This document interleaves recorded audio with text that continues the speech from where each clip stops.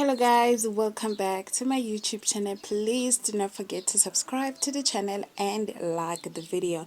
Coming up on Sibongile and the Dlaminis, on Monday Sibongile is defeated after Jabu kicks her to the cab, but Zama is unwilling to let her go down without a fight. Meanwhile, an excited Njengaye shares his big plans for Sibo Holdings. On Tuesday, Sibongile turns to Kwenzo when Zama suggests a protest to keep her in school, while Tina tries to pull herself together. Vulsi seems to be falling apart. Can Samke convince Kuzwayo she is not to be messed with? On Wednesday, Sibongile begs Zama to hold the protest while Njengaye moves to give her an offer she can't refuse.